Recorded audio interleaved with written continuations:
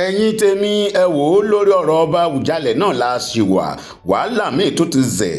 àṣẹ gómìnà Dapo Abiodun ó ní ẹni táwọn ní lọ́kàn láti fà kalẹ̀ bẹ́ẹ̀ náà ni Sanwo òun náà lẹ́ni tiẹ̀ ìyẹn gómìnà ìpínlẹ̀ Èkó òun náà tún lẹ́ni tiẹ̀ o tó náà wò pé ó yẹ kó wọlé fúnpò Awujale yìí ta ni Sanwo tì lẹ́yìn ta ni gómìnà Dapo Abiodun tì lẹ́yìn kí ló fà á kí ló ṣẹlẹ̀ kí ló hápùn báwo ló ṣe rí bẹ́ẹ̀ ẹ mọ̀ pọ́rọ̀ Wasiu Ayinde là ń sọ lọ́jọ́ sí ẹ wò ó nǹkan míì tún ti zẹ̀ inú fídíò yìí lẹ ti máa gbọ́ gbogbo ẹ̀ pátápátá ẹ má gbàgbé bẹ́ẹ̀ ṣe ń wo fídíò yìí lọ ẹ bá mi wo ìsàlẹ̀ níbi tí wọ́n kọ subscribe sí yẹn ẹ kílìkì lórí subscribe button ọwọ́ yín tẹ̀ fi ń bá wa tẹ subscribe ní orúkọ Jésù ẹ ò ní fi gbé ọmọ sin ẹ ò ní fi gba lẹ́tà ìbànújẹ́ o. tí mo ti mọ̀ pé wàhálà ti ṣẹlẹ̀ nìyẹn as a matter of arising sọ pé kọ́ gbé Dàpọ̀ kọ́ lé everybody kí FCC lọ ti àfihàn pa kọ́ fi Ifá àdó òní à ń sọ pé àní ibi tá a ti ṣe investigation láti mọ̀ pé àwọn méjì yìí gọ́fúnà méjì lọ́jọ́ forí gbára fẹ́ àwọn ọmọ Ìjẹ̀bú méjì tó jẹ́ gọ́fúnà yìí lọ́jọ́ forí àwọn ló dá wàhálà lẹ̀ lọ́wọ́lọ́wọ́ nísìn now Dàpọ̀ fẹ́ kú lórí senatorial seat pé kó má bàa prosecute òun ní Kúyẹ̀ ṣe jẹ́ candidate tiẹ̀ because Kúyẹ̀ á lè bá Tinubu sọ̀rọ̀ then ajẹ fẹ́ Sanwó-Olú èmi náà ọmọ Ìjẹ̀bú ni mí o mo fẹ́ níṣẹ́ o ìyẹn ló front Abímbọ́lá òun ni mo ṣe sọ pé òkè o àti Kúyẹ̀ o àti Abímbọ́lá it is time let them go. ṣé ẹ rí sista Ayétúndé èmi ò mímọ tí ẹ mẹ ìkọ̀kan náà méjì bó ṣe rí Kúyẹ̀ yẹn ó dàbí babaláwo kò yé Awujale rárá mi ní pọ̀ fún mi. pásọ wo lúkẹ ò jọ lúkù ẹni tó lè jẹ Awujale the look is too rough. ṣé wà níbẹ̀ ọjọ́ táwọn yẹn wá ń tú àṣírí ẹ̀ àwọn tó mọ̀ ó jọ lúkù hooligans ó jọ tó máa já kó àlálẹ̀. ó dẹ̀ pé ẹ̀ sí níbẹ̀ ọjọ́ táwọn àwọn tó mọ̀ ní Èkó tó ń sọ nípa ẹ̀ wọ́n sọ wọ́n ní pé wọ́n ní ẹrú ikú Tinubu ni wọ́n ní ẹrú ikú wọ́n ní irú àwọn tí Tinubu láìkì nìyẹn wọ́n fẹ́ dàgbòrú o wọ́n fẹ́ ṣe kinní kan wọ́n náà lọ́ máa ń kó ẹrú ikú jáde lẹ́kọ̀ọ́. bọ̀ sísá Ayétúndé ẹ má bínú bọ̀ tẹ́ bá rántí lára àwọn obìnrin méjì tó kọ́kọ́ jà Awujale èkejì ó jẹ́ rúwà Kúyẹ̀ ó lè jẹ́ fámílì òun náà ni. ṣẹ́rí Kúyẹ̀ ẹ ní sùúrù my brother ní sùúrù ṣe é dẹ̀ máa sọ pé Adésànyà Adébánjọ ṣé ẹ mọ̀ pé common Ìjẹ̀bú name ni everywhere ní Ìjẹ̀bú land lẹ́ẹ̀ máa ti fá àwọn orúkọ yìí kẹ wọ́n máa sọ pé torí ẹ o ẹ relate mọ́ gbogbo Adébánjọ o torí ẹ relate mọ́ gbogbo Adésànyà o Kúyẹ̀ is Ìjẹ̀bú name ẹ máa bá ní Ṣàgámù ẹ máa bá ní. ṣé mọ̀ pé ọba Ṣàpènúwà rúwà ó ní obìnrin tó jẹ ọba Awujale ní 1750 which is Kúyẹ̀. tó ṣe ẹ máa sọ fún mi báyìí ṣe pé Kúyẹ̀ yẹn òun náà ṣe ni. òun náà ṣe ní láftà tí ọba orí jẹ́jẹ́ which is obìnrin náà tó jẹ ní 1750. ẹ mọ̀ nǹkan tó ṣẹlẹ̀ nǹkan tẹ̀mí sọ fún yín bí n sìn pé Kúyẹ̀ is Ìjẹ̀bú name so family pọ̀ níjẹ̀bú tó ń jẹ́ Kúyẹ̀. Kúyẹ̀ tiwọn is Koye not Kuye ṣe kó ti yàtọ̀ Kúyẹ̀ tàgọ́wò yìí yàtọ̀ sí Kúyẹ̀ ilé Kúyẹ̀ ilé ni obìnrin àkọ́kọ́ obìnrin ẹ̀kejì tó kọ́ jà Awujale Ìjẹ̀bú-Òde after tí ọba orí jẹ́jẹ́ ní 1749 tó jà Awujale ní obìnrin àkọ́kọ́. ṣé mọ̀ pé nínú Ìjẹ̀bú-Òde ṣé mọ̀ pé ẹjí sùúrù ṣé mọ̀ pé nínú Ìjẹ̀bú-Òde fúnra ẹ máa bá fámìlì Adébánjọ ló tọ́ ọ̀jẹ̀ tán mọ́ra wọn tó jẹ́ ìpa Adébánjọ ni wọ́n lóríṣiríṣi. Famous Ìjẹ̀bú wọ́n máa gbé láti Ìjẹ̀bú-Gbó tó fi tẹ̀ Ìjẹ̀bú-Òde tó fi tẹ̀ dúró irú àwọn òkú náà yẹn wọ́n pọ̀ ní Ìjẹ̀bú-Gbó wọ́n pọ̀ ní Ìjẹ̀bú-Òde àwọn Adésànyà wà ní Ìjẹ̀bú-Òde wọ́n wà ní Ìjẹ̀bú-Gbó ṣé ń gbọ́ mi wọ́n migrate ni. èmi sọ fún yín báyìí sí pé Adésànyà yẹn ẹ máa bá ní Ṣàgámù ẹ máa bá ní Rẹ́mọ pé Ìjẹ̀bú name ni generally mo sọ wípé kẹ má limit ẹ mọ́ Ìjẹ̀bú-Òde nìkan or Ìjẹ̀bú-Igbó ẹ má limit ẹ mọ́ bẹ́ẹ̀ nǹkan tí mo ń tọ́ láti sọ fún yín pé orúkọ Ìjẹ̀bú ni tẹ bá dé Ìjẹ̀bú tẹ bá sọ nípa Kóìkì sí it's a very popular name compound name ní Ìjẹ̀bú-Òde but tẹ bá dé gbogbo Rẹ́mọ yẹn àwọn Kóìkì wà tó jẹ́ pé Rẹ́mọ ni wọ́n ò dẹ̀ tán mọ́ àwọn ti Ìjẹ̀bú-Òde so that is what I'm trying to say here pé they are Ìjẹ̀bú name so àgbọ̀dọ̀ títí pé ó jẹ́ pé Ìjẹ̀bú ká sọ pé Ìjẹ̀bú-Òde nìkan ló ń jẹ́ bẹ́ẹ̀ no tẹ bá ń sọ Balógun is Ìjẹ̀bú name generally gbogbo ibi tẹ bá ti bá ẹ bá ń Rẹ́mọ ẹ bá ní Ṣàgámù so àwọn orúkọ kan wà bẹ́ẹ̀ yẹn tó ṣe pé ó pọ̀ bẹ́ẹ̀ tó ṣe pé ẹ ti mọ̀ pé tẹ bá ti dárúkọ ẹ bá orúkọ Ìjẹ̀bú lélẹ̀ anyway ẹ máa ti bá ṣe understand so ìwọ̀nba tẹ̀mí gbọ́ nípa máa yẹn nìyẹn nísìn wọ́n ní máa yẹn náà tó wá ń ṣe bíi Wasiu òun sọ pé ó tọmọ fún Ṣègbúwà ó tún wá ń sọ pé ó tọmọ Gbénégúwà màmá ẹ̀kẹ́ wọ́n ti find out ìgbà tán ní òkè fún Ṣègbúwà tó lóò tọmọ yẹn dárúkọ ẹni yẹn wọ́n ní ìgbà tó máa ṣe investigation wọ́n ní kò tiẹ̀ tọmọ obìnrin yẹn ṣé ẹ gbọ́ ìgbà tó máa lọ wádìí wọ́n rí pé màmẹ́ ọmọ ọba ní Odògbolú ni so he's a prince ní Odògbolú. báwo ló ṣe tọmọ kínní báwo ló ṣe tọmọ bẹ́ẹ̀ yẹn báwo ló ṣe tọmọ bẹ́ẹ̀ so tá a bá sọ pé Àgọ́wòye bẹ́ẹ̀ ni pé wà lẹ́gbẹ̀ẹ́ inú Ìjẹ̀bú Òde náà bẹ́ẹ̀ náà láti kíláàsì gbogbo bẹ́ẹ̀ mọ́ gbogbo sáìdì bíi ọ̀dọ́ wa náà ṣe ni òjì sí Ìjẹ̀bú Òde. so kí àwọn méjèèjì gbọ́dọ̀ lọ ṣé ẹni ẹ wojú máà nìyẹn ṣojú ẹni tẹ́fẹ́ fi jọba nìyẹn ẹ wọ́n ẹni bó ṣe rí ó dàbí mi mọ́kàn tí máa pè máa yẹn kú yẹn tẹ́ bá wojú ẹ̀ inú ẹ̀kọ́ tiẹ̀ ń bí mi ni òun ni mo ṣe sọ pé the best thing ni pé ẹ̀yin mi gọ́fúnà méjì tẹ́jọ́ forí gbárí ẹjọ́ ajẹ́ candidate ẹ̀yin méjèèjì ẹjẹ́ kọ́ máa lọ jẹ́ àfẹ́ wà láàmú because nǹkan tó ń dá wa lálẹ́ nìyẹn àwọn gọ́fúnà méjèèjì àti wárí pé àwọn méjèèjì lọ bára wọn jà eléyìí mo fẹ́ di senator dandan nísìnyí Dàpọ̀ play very dirty game pé tóun ò bá rí senatorial seat yẹn gbà òun máa lọ impose ara wọn as ọba ní Ìpẹ̀rù ó ṣàlè escape prosecution. Another thing tí mo jẹ́ tó bá bọ̀ ni pé apart from pé àwọn afọbajẹ́ ti wọ́n dúró dáadáa lóòótọ́ pé àwọn ò nígbà kí gọ́fúnà kó impose láwọn lórí so nítorí pé gọ́fúnà wọn mú candidate gọ́fúnà lọ ṣe suspend ẹ̀ so it is deliberate and a rí pé wọ́n tan Olisa eléyìí this is from right source láti inú palace níbẹ̀ náà ni kẹ́ lọ gbé Olisa kẹ́ wá gbé dọ́kúmẹ́ǹtì síwájú ẹ̀ kẹ́ wá sọ kó má ka dọ́kúmẹ́ǹtì yẹn kó sáré sáìn ní dọ́kúmẹ́ǹtì nínú dọ́kúmẹ́ǹtì kẹ́tọ́kọ́ tó wà bẹ́ẹ̀ kó sọ pé òun kọ́ lọ́ba ọba Ìjẹ̀bú Òde nítorí pé ẹ̀yin fẹ́ impose ara yín and this go to Baba Kuku ẹ̀yin méjì lọ́lé allegation yìí against Awujale ló wà point yín tó fi ń ṣe afọbajẹ but you are still under Olisa ní ìlàmù rẹ̀ òun ni olórí àwọn ìlàmù rẹ̀ so you have to go to Olisa kẹ́ ṣe gbogbo kẹ́ lọ perform right tó yẹ kẹ́ perform báwo lẹ ṣe máa fẹ́ mú Olisa tẹ́fẹ́ sọ sábẹ́ yín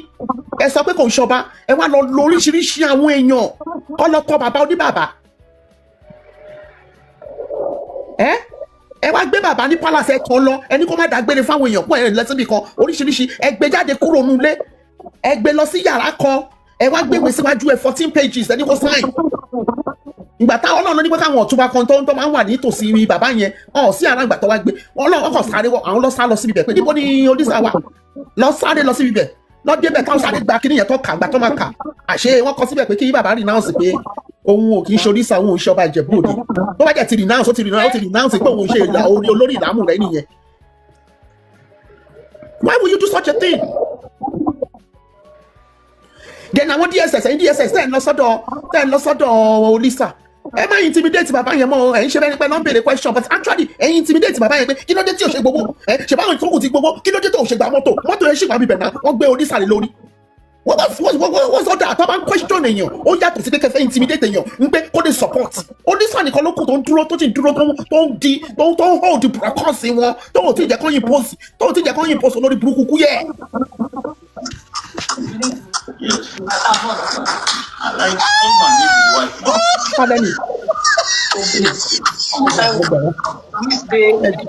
Oríṣiríṣi àwọn èèyàn lọ́ṣà tí mo rí ìyẹn wà nǹkan ṣe sórí yìí. Oríṣiríṣi àwọn èèyàn ló wá síbi. Why would they do such a thing? Ẹ ti rán agent ẹ tún ti rán yàn wá láti ìlú òyìnbó ń bíbá ẹ ó fly lọ nítorí ẹ fẹ́ tọ Olisa ó ṣáà renounce ọ̀rọ̀ ìlàmù rẹ̀ yẹn. Why will you do such a thing baba Kuku? Appoint yín náà tó bá ṣe pé ká wọ́n on a level on a real level tọ́ síbẹ̀ yẹn náà Olisa ló máa appoint àwọn tó yẹ kó appoint kò ń ṣe Awujale gan pàpà. Ayétúndé so nǹkan tẹ́ ń try láti sọ pé bàbá Kuku tó ti fẹ́ kú tán yẹn tó dẹ̀ fẹ́ fún ní respect kó máa fi kú yẹn náà tó fẹ́ gbà bọ̀dẹ̀. Ó fẹ́ gbà so ibi táwọn fẹ́ gbà bọ̀dẹ̀ sí ni pé wọ́n fẹ́ gba kíní oyè Olisa lọ́wọ́ ẹ̀. wọ́n bá gbà lọ́wọ́ kí ló máa wá ṣẹlẹ̀. Mọ̀ pé bàbá yẹn ti bẹ̀rẹ̀ sí lọ kí ó ti ń introduce ara wọn àwọn ní olórí àwọn afọbajẹ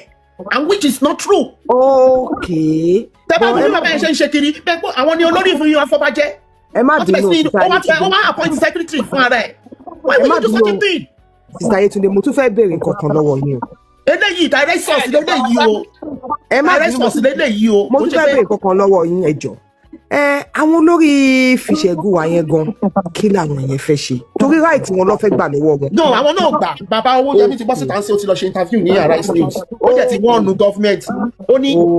kán fi àwọn afọbajẹ́lẹ̀ kán ṣe nǹkan tó yẹ kán ṣe. ẹ mọ nǹkan tèmi ṣe béèrè ni. àti ìrì tracy fún àwọn afọbajẹ́ fẹ́ gbẹ́ bọ̀dì tí ó ní kí tí mo kọ̀ rí táwọn afọbajẹ́ ṣe nísìn tí ò tẹ́ wa lọ́rùn ní pé kẹ́ wá ẹ fẹ́ fi systematically yọ Olisa ìyẹn náà wà ò ní gbà. ṣé mọ̀ nǹkan tí mo ṣe béèrè ni tí kìíní tó bá ń lọ báyìí tó bá ṣe ojúde ọba tó sẹ́nibọ̀dì tó hàn dẹ̀ gbà ẹ rí i pé tó bá ti fẹ́ máa di early 2027 ìtìjú máa jẹ́ kí Dàpọ̀ yọwọ́ ìtìjú máa jẹ́ kí Sanwó-Olú yọwọ́ ẹ gbà bí ṣe sọ fún yín. wọ́n á yọwọ́ náà gbọ́dọ̀ yọwọ́ because ṣẹ́ra àwọn méjèèjì yẹn nísìn. wọn ò ní fẹ́ kó prolong ju yíyá yẹn. tí ẹni tẹ́ bá sọ̀rọ̀ ẹ̀ hàn lọ́mà nǹkan ta kọ̀ rí nìyẹn àwọn méjèèjì yẹn lọ́n dàrú lọ́wọ́lọ́wọ́ báyìí Dàpọ̀ Sanwó-Olú. ẹ má bínú nítorí candidate wọn. ṣé tún máa pariwo wọn síta tẹ bá pariwo síta so they can be able to go back. ẹ wo ní last week yẹn sì tí mi ò bọ́ síta rárá ṣe gbogbo information tí mo rí lélẹ́yìn sí ok kí wá dé bíbá ìsìnkú wá ní information yẹn káàtì mo mọ̀ rí wá sọ pé èdè yóò dá bẹ́ẹ̀ kẹ́ information ti torí sáà tí mo jẹ́ sọ fún yín from direct source ni kẹ́ wá sọ pé irọ́ o ṣé mo ní proof. ok gbọ́dọ̀ bá Olisa pariwo síta náà lórí social media náà. kúyẹ̀ yẹn ó dàbí babaláwo kò tiẹ̀ fìtì bẹ̀ yẹn. olófò màá ní bọ̀bọ̀ yẹn ọ̀ máa gbọ́dọ̀ mú bọ̀bọ̀ yẹn olófò ẹ wo àwọn tó ti kúrọ́ mọ́ o kúrọ́ mọ́ gbélégún wa o ti kúrọ́ mọ́ fùṣègùn wa èèyàn mélòó ló tọmọ́ o tún tọmọ́ wọn ọba òdo ògbólú èèyàn mélòó ló tọmọ́ bíi Wasiu exactly like Wasiu ó ní mo ṣe sọ fún yín pé ṣẹ́rí títí Wasiu yẹn ẹ gbàgbé ẹ̀ kò sínú picture nítorí àwọn ti mú àwọn tó ń dá wàhálà lẹ̀ àwọn tó ń jà. mo tún wá fẹ́ jẹ́ kí ẹ ṣe investigation yẹn dáadáa mo rí níbì kan ṣe rí ibi tó ti purọ́ pé ọmọ Èkó lòun ti wáyé nígbà tó fẹ́ jẹ kínní yẹn ẹ publish ẹ̀ sínú newspaper fún answer why tó ṣe parọ́ ìyẹn ò tí ì débi ó ń parọ́ tó bá débi oyè yẹn ó máa make gbogbo live àwọn common season níjẹ̀bọ́dé ó máa make it miserable ó dẹ̀ máa gbà bọ̀dé àwọn ó dẹ̀ máa divide bó ṣe ń ṣe ọba níjẹ̀bú because àwọn bá kan á kó wọn mọ́ra àwọn kan kò ní kó wọn mọ́ra dáwé ó máa jẹ́ káwọn ọba Ìjẹ̀bú máa sá láti dé Ìjẹ̀bú Òde bẹ́ẹ̀ mi ṣe rí bọ̀bọ̀ yìí nìyẹn ẹ ṣe.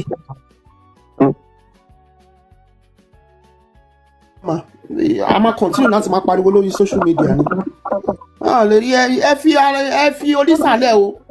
Dàpọ̀ Abiodun fi Olisa lẹ̀ o ó mọ̀ pé Olisa kò gbowó ó mọ̀ pé Olisa mọ́tò tó rà fún kò lọ gbé ó wà ń bẹ̀ dè ní kò gbà á lọ́wọ́ wọn ẹ̀jẹ̀ ti rán àwọn DSS wá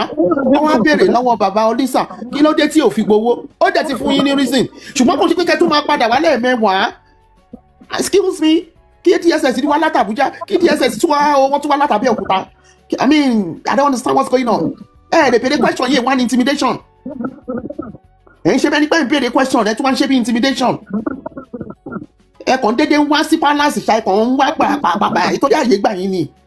tó bá ti da àwọn Àgbẹ̀kọ̀yà síwájú títì tó ń ṣe kíni ṣé ẹ lè ṣe gbogbo nǹkan tẹ̀ ń ṣe yìí ni. ṣó nǹkan tá a rí nìyẹn o ẹ̀yin afọbajẹ náà ẹ ṣó ara yín o gbogbo ẹ̀yin afọbajẹ tó wà bẹ́ẹ̀ Awujale ló select yín Olisa ló yẹ kó select afọbajẹ o ẹ̀yin náà mọ̀ bẹ́ẹ̀. so now kí bàbá kúkú mò ń sọ ilé bàbá kúkú ẹ wò ẹbí ò fẹ́ rúdù sí yín o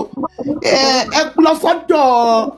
sọ́dọ̀ Olisa kẹ́ lọ ṣe gbogbo rituals tó yẹ kẹ́ ṣe. And you stop parading yourself as olórí afọbajẹ.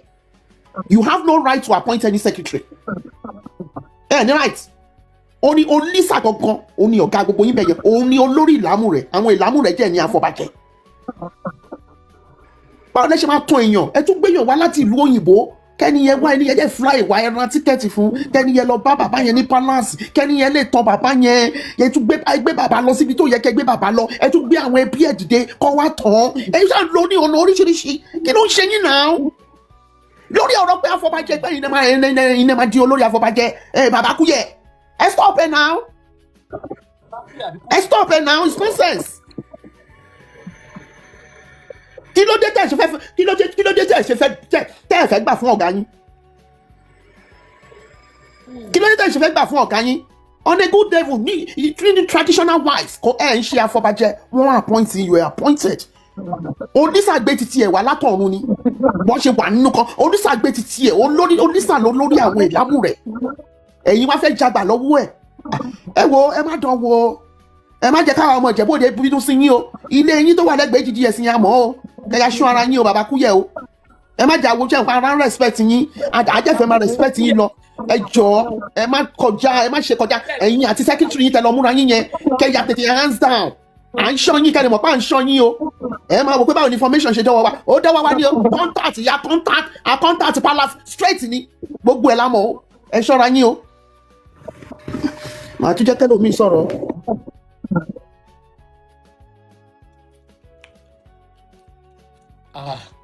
Brother Ọlá kí ló ń ṣẹlẹ̀ etí ìdásílẹ̀ sọ yìí kí lè rí sọ.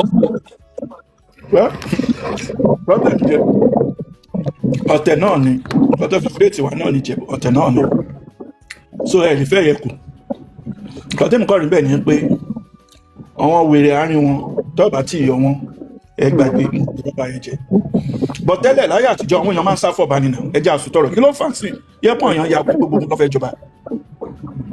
tẹ bá ṣàkíyèsí ní 80s in the 90s ọ̀yàn ń fẹ́ wọ́n máa ń yẹrí ní pé ọba tẹ̀lé ò fẹ́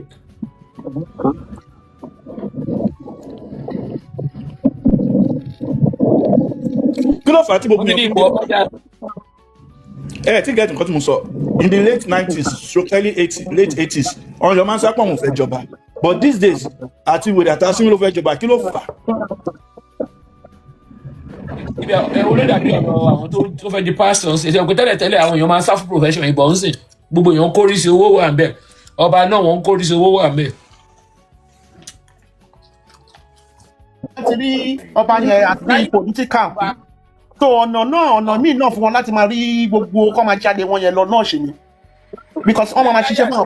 ṣiṣẹ́ fún politicians ìmí ìlú wọn bá politicians lọ́ndà owó you understand so gbogbo kí nìyẹn lè continue wọn ò fẹ́ ibo ìjẹ́ tó ti ní tó ti wà privilege sí yẹn wọn ò fẹ́ kọ́ jàgbà lọ́wọ́ àwọn tó nǹkan èmi dìde pé nǹkan tó ṣe ń ṣe bẹ́ẹ̀ nìyẹn. ẹ tẹ ẹ wo kúyẹ̀ yẹn wo bójú ẹ̀ ṣe ní ó dàbí adigunjalè ẹ wojú ẹ̀ bó ṣe rí ẹ jẹ́ wojú ẹ̀ ẹ̀rù máa bà yín. kò sẹ́mi kọ́ mọ̀ ní pé wọ́n ti politics bọ́ gbogbo Awùjalẹ̀ yẹn ẹ lè má rí jẹ for the next 2-3 years. jẹ́ ìbá ṣọ́ra. èmi gbà bẹ́ẹ̀ èmi tiẹ̀ mo fọwọ́ sí pé tí Dàpọ̀ bá ti kó ṣí ara ẹ̀ lọ àti Sanwó-Olú ó ní àwọn méjèèjì lọ́jọ́ ń dàrú fìn àwọn méjèèjì lọ́jọ́ bá àwọn Lagos and Ogun State governors àwọn olórí burúkú méjèèjì tó ṣe pọ̀ ọmọ Ìjẹ̀bú yẹn àwọn náà ń dá wàhálà lẹ̀ nítorí olúkàkú fẹ́ impose candidate ẹyẹ kan jẹ́ dúró pé èmi ni governor èmi ni manise ẹyẹ kan náà jẹ́ dúró pé governor ni ẹ governor lèmi náà ọmọ Ìjẹ̀bú ni ẹ ọmọ Ìjẹ̀bú lèmi náà so èmi náà ní sè wọ́n á lo proxy tó nǹkan tó ń dá wàhálà lẹ̀ gọ̀gọ̀gọ̀ nìyẹn. so òun èmi ṣe sọ pé candidate àwọn méjèèjì yẹn kọ́ tiẹ̀ máa lọ ó bá ti ṣe pé yẹn ni tó bá ẹ̀yin méjèèjì ẹ máa kó sí candidate yín lọ àwọn candidate sì pọ̀ rẹpẹtẹ ṣe bá àwọn 24 lọ mú wọ́n jẹ́ tún wọ́n select àwọn tó bá yẹ kó mú bẹ́ẹ̀ instead ẹ máa ti torí àwọn méjèèjì kan wọ́n máa dà lúrú ẹ máa kó sí yín yọ. wọ́n ní kí ni wọ́n fẹ́ ṣe.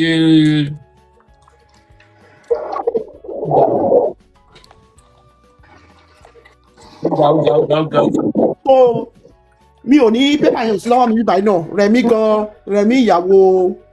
Tinubu mo ti mọ fámìlì tó ti wá orúkọ fámìlì ẹ̀ gan mo ti gbogbo ẹ̀ ti wà lọ́wọ́ mi gbogbo ẹ̀ lọ́ ti pè mí ní wíìkì but mi kò sí níbi tí mo ti jókòó ibi tí mo jókòó sí. tí gbogbo ẹ̀ bá rí báyìí kọ́kù fún obìnrin jà Awùjalẹ̀ ṣùgbọ́n obìnrin méjì ti jà Awùjalẹ̀ rí. wọ́n lóbìnrin ọ̀nà olùgbà fẹ́ jọ. àǹtí mọ̀rí yẹn níyẹn ò lè jẹ́ torí kó wá láti Jàdíàrà Fúṣẹ́bùà ló ń jẹ́ ló Jàdíàrà ò lè jọba. Fúṣẹ́bùà yẹn náà ọmọ Jàdíàrà ni bọ̀tí ẹ mọ̀ pé kéèyàn bí ọmọ márùn-ún kọ́ wá mú ẹyọ kan bẹ́ẹ̀ kó ṣe pé ibẹ̀ lọ́ba ti máa wá ná àwọn márùn-ún yẹn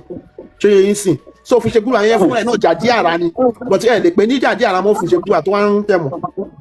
so àwọn tó kù yẹn àwọn àbúrò àtẹ̀gbọ́n ẹ̀ mẹ́rin tó kù yẹn àwọn yẹn ò lè jọba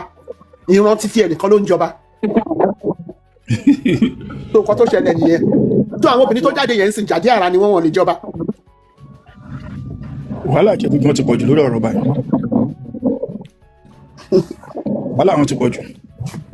ẹ̀bùn tó bá jẹ́ Jàdíàrà. owó bóyá wàhálà Ìjẹ̀bú wàhálà àwọn tó tẹnu bọ̀ ni ká mọ́ fi wọ́n lẹ̀ gbogbo àwọn gómìnà òun ṣe kínní gbogbo àwọn Wasiu ò jáde ni ṣùgbọ́n tí ń ṣe kọ́tọ́kọ́ àwọn kọ́tọ́ ń kó gbogbo ẹ̀ jáde èmi ò fi ìbẹ̀ wọn á ti mú nǹkan. èmi ọ̀rọ̀ bẹ́ẹ̀ pé ìjọba Ìjẹ̀bú pọ̀ àwọn olórí burúkú àwọn tó bá wọn tójú bọ̀ ni to be honest tẹ bá rí bó ṣe lọ Wasiu kọ́kọ́ tójú bọ̀ kọ́kọ́ ṣùgbọ́n tí ń jà ju nǹkan wọn lájọjọ tí yóò kọ́kọ́ mọ̀ ọ̀n ti gbà táwọn gómìnà ẹ máa wá wo Kúyẹ̀ yẹn wọ́n bẹ̀rẹ̀ láti bẹ̀rẹ̀ kò bá wọn bẹ̀rẹ̀ ó wá di last minute náà tún fẹ́ máa wọ̀nyàn lẹ́kọ̀ọ́ wá sọ pé fẹ́. bẹ́ẹ̀ ni o bó ṣe rí nìyẹn. nìyẹn. kọ́ mọ̀ ni wípé Kúyẹ̀ yẹn àti Wasiu yàtọ̀ síra wọn tí kò bá ti fẹ́ tó lọ́ọ́ gbà wí. ọmọ ọdúngbò náà méjèèjì àwọn ọmọ eruku wọn ròyìn àwọn ọmọ agbèrò tó máa ń kó kiri dánú rìn kiri lẹ́kọ̀ọ́. wọ́n ní Tinubu bá fẹ́ ṣiṣẹ́ kíṣẹ́ gan-an ó wà lára àwọn tó máa ń lò. ṣé mọ̀ Kúyẹ̀ tẹ́ fẹ́ jẹ yìí Awujale of Ijebuland ni bẹ́ẹ̀ni ṣé Kúyẹ̀ yẹn lè wá fẹ́ fi ṣe tó ń kọ́ Ọlọ́run ní pé Kúyẹ̀ ò yàtọ̀ sí MC Olómọ àti gbogbo àwọn tó ń jà yìí. bẹ́ẹ̀ni ẹ ṣeun ẹ mọ̀ pé ìgbà Wasiu náà ń ṣe bẹ́ẹ̀ òun náà máa ń kọ́ àwọn ọmọ eruku kiri wọ́n ṣe ń ṣe nìyẹn ẹ máa imagine ìwọ náà máa ṣàánú wa o àwọn olófò yìí tó ń pọ̀ tọ́kàn dára wọn. láàrin èèmọ̀ àti ṣé èèyàn ò fi pé bóyá Kúyẹ̀ ló ní kí Wasiu kọ́kọ́ wá dàrú kóun lè wọlé bẹ́ẹ̀ mi ṣe rí nìyẹn. ẹ wo níbi tá a dé yìí ẹ máa gbọ́ níbi tá a dé yìí kò sí nǹkan tí ò pọ̀ sí. Sista Yetunde ẹ má bínú ẹ mọ̀ nǹkan tèmi sọ alájà ẹ sì wàláhì Ọlọ́run ò ní gbà làákàyè yìí mo sì sọ fún wọn last night a ṣe show mo kó máa ká Ayinde gan ló rán Kúyẹ̀ wá nǹkan tèmi tún rò. àní níbi tá a dé yìí kò sí nǹkan tí ò pọ̀ sí. ṣé ẹ rò pé ó lè ṣẹlẹ̀ ṣá. ọmọ méjèèjì náà ṣebí Kúyẹ̀ àti Ayinde ọ̀rẹ́ ni wọ́n. ọ̀rẹ́ ni wọ́n nípàdé ni wọ́n. bóyá Ayinde ò tẹ̀ ní ọba jẹ tẹ́lẹ̀ tó jẹ́ pé ẹ bọ̀ ó ti pẹ́ náà ẹ wo bọ̀bọ̀ ibo tó sọ pé ẹ mọ̀ nǹkan tọrọ Ayinde ṣe máa le kò ṣàǹfààní fún Sanwo-Olu kò jẹ́ ṣàǹfààní kankan fún Dapo lọ́wọ́lọ́wọ́ nígbà táwa ń sìn gbogbo wa ti mọ nǹkan tó ń ṣẹlẹ̀ lọ́wọ́lọ́wọ́ ń sìn. àkọjá 6-5 kò ní ò jẹ́ kí program yìí lọ sókè. tó yẹ yín sìn. ẹ bá lọ sùn. kò ṣàǹfààní fún Kúyẹ̀ kò ṣàǹfààní fún Dapo torí Dapo ń tiẹ̀ senatorial state ló wá tó yẹ yín sìn. Sayétúndé ẹ má bínú mo tún fẹ́ béèrè kankan lọ́wọ́ yín o Kúyẹ̀ tó bọ́ta yìí kí ló ṣe sí Ìjẹ̀bú Òde. kí ni nǹkan tó ṣe sí Ìjẹ̀bú olórí burúkú. ṣó kọ́lé sí Ìjẹ̀bú Òde ṣó ń ràn wọ́n lọ́wọ́ ń bẹ̀. ó pọ́sibù kan ẹ mọ̀ pé bí ìpè ọmọ Ìjẹ̀bú náà ní so wọ́n máa ní family house máa wà dandan ni. ṣó ti ní ohun tó ṣe fún society ni mò ń sọ. kí ni nǹkan tó ṣe kí ni nǹkan tó ṣe alẹ́ yàn kó ẹrú kú kiri ẹni ó ṣe nǹkan alẹ́ ọmọ ọ̀tá nìyẹn ló ń kórìn. because ṣe rí caterias tó fẹ́ fi jẹ ọba Ìjẹ̀bú Òde yìí sìn ó fẹ́ máa ti gbogbo àwa Ìjẹ̀bú lójú pé kí ló tójú jẹ́ pé àwọn ará wọn. àwọn afọbajẹ ò mú o wọn ò mú Kúyẹ̀ o nítorí wọn ò mú Kúyẹ̀ ni Dàpọ̀ ṣe dàrú o tó ti gbogbo ẹ̀ nísìnyí. ẹ jẹ́ kí Dàpọ̀ dàrú Dàpọ̀ onípẹ́ lọ tó ń bá dúró lórí ẹsẹ̀ wọn lọ́dún yìí ẹ̀kú tó bá di nẹ́ẹ̀tì akọ̀nídìí wọn kọ́ dúró lórí ẹsẹ̀ wọn ni. akọ̀nídìí wọn. ẹ jẹ́ power tap ka invite others program torí bọ́ power tap. a nídìí wọn kọ́ dúró farm. bàbá Oyèmí ṣùgbọ́n síta ní ṣé àná ni àbí èní ni tó ń sọ pé kọ́ fi àwọn afọbajẹ́lẹ̀ kọ́ jẹ́ kó ṣiṣẹ́ wọn pé àwọn ò ní gbà kọ́ impose láwọn lórí. because wọ́n ní táwọn ti jẹ ọba mọ́ wọ́n ní tí family àwọn ti jẹ ọba mọ́ ló ti pẹ́ gan-an wọ́n ló wá tó time táwọn ẹ fẹ́ gbà mọ́ àwọn lọ́wọ́ àwọn ò ní gbà o so tó bá lè dúró farm next year ti fẹ́ dé tán jẹ́ mọ̀ pé Dàpọ̀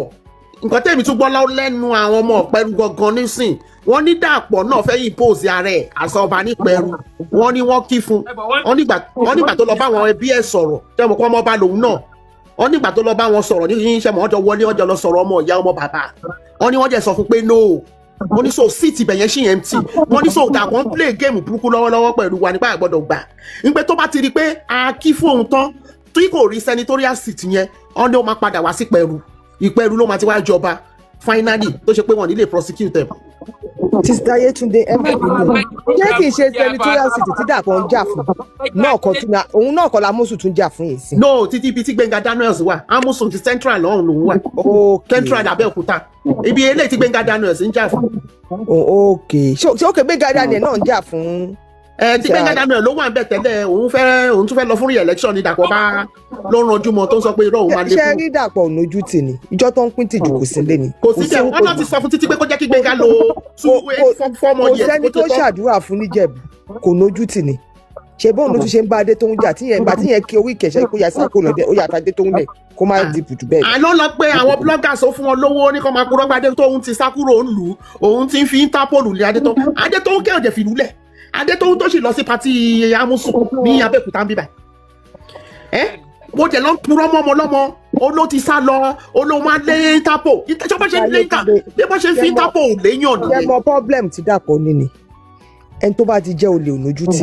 honestly òun ni ìwọ ẹ̀yẹn ẹjọ́ tó ń pín ìtìjú kò sí lé fún bọ̀bọ̀ yẹn wàláì ẹ má gbà fún o àwọn gbogbo ọmọ gbogbo jẹ̀bi ló dó tì í lẹ́yìn ẹ má jẹ́ gbogbo nígbà torí ẹ̀ náà a gbọ́dọ̀ máa bọ́ síta ṣé mọ̀ nígbà míì tá a bá gbé àwọn info mi wà kò dáa kẹ́ máa bí wá pé níbo la ti gbọ́ because ó wà sensitive láti máa dárúkọ àwọn èèyàn tó ń sọ gbogbo orúkọ rẹ̀ yẹn you know it's like I shall promise everybody pé a máa bá yín gbé jáde lórí social media a máa gbé jáde ṣe understand ọjọ́ téèyàn bá ti lọ ń sọ source èèyàn ní níbi ìgbà so èèyàn gbọ́dọ̀ wà careful ṣe understand it sin ṣe bí mo ṣe power tap ń sìn yẹn ó ti wọ 8:3 náà láti 7:6 so. ṣe bá kí sista mọ́rin wájà Awujale. Nice rárá nígbà tó jẹ́ pé èmi láti odidi Ondo mi ò qualify àwọn tó qualify ẹ lé wọn dànù. ó bá yìí ìfẹ́ gbọ́ mi láti jọba nu. Olúfúnmiláyọ̀ ó ní mo ṣe sọ pé kọ́ kúkú gbá àwọn méjèèjì kọ́ àti candidate àwọn méjèèjì yẹn kọ́ yọwọ́ kúrò bẹ́ẹ̀ kó má bàa sí wàhálà mọ́ tó bá ti yọ candidate Dàpọ̀ tó yọ candidate Sanwó-Olú àwọn candidate. ẹ̀bọ̀ tó bá yan wọ́n sista Yetunde ọ̀n mẹ́rin ló máa wà ńlẹ̀ Fatai Arówólú Abiodun Onuga Dr. Kunle Hassan àti Princess Kemi Adédògùnbọ̀ Onuga tó bá yan méjèèjì. ẹ má gbàgbé wípé ẹ brother mi ní sùúrù ẹ má gbàgbé pé àwọn 24 ẹ ní sùúrù ẹ má gbàgbé pé àwọn 24 ẹ jẹ́ àní sùúrù ẹ má gbàgbé pé àwọn 24 lọ ṣe real scrutiny. bàbá oníṣẹ̀ṣe ọkọ̀ tájù kọ́. wọn ò yóò pẹ̀lú àwọn first list. ọtí mo sọ sí ni pé àwọn tó lọ fún proper scrutiny they are 24 lọ́dọ̀ DSS so kọ́ gbé àwọn 24 yẹn jáde. ẹ ṣe mọ̀ pé àwọn tó lọ fún proper scrutiny ní DSS ọ̀n mẹ́rin lọ́wọ́ kọ̀ọ̀kan Fatai Arówólú Abiodun Onuga Dr. Kunle Hassan àti Princess Kemi Adédògùnbọ̀ Onuga. bíbí Abíkọ́lá gan wẹ́kọ̀ kan kò wẹ́kọ̀ tí wọ́n ti gbé kí EFCC lé lọ́rìn. òun náà mò ń sọ ṣẹ́rẹ́ àwọn mẹ́rẹ̀ẹ̀rin wọn ò ní á bá àwọn kọ̀ọ̀kan ṣọ́ọ̀mù èyí yín à ń tábà wọn mẹ́rẹ̀ẹ̀rin ṣe pé Abiodun Onuga nínú búgá kan ìyàwó ẹ̀ ló jẹ́ former deputy governor. Kunle yẹn ni opticians tó ní mi ò mọ̀ pa Arówólú yẹn dáadáa ṣẹ́rí tá bá wò to me ìtú wàhálà ìṣepọ̀ tó kọ́kú jẹ́ kóbìnrin yẹn jẹ́ Kẹ́mi Onuga kí wàhálà ìṣepọ̀ ẹ tí understand àníkàn náà ní dáwọn yẹn hàn ní dá lóhùn sẹ́mi sọ́yìn pé Jàdí Àrà ni ó ti jáde sẹ́.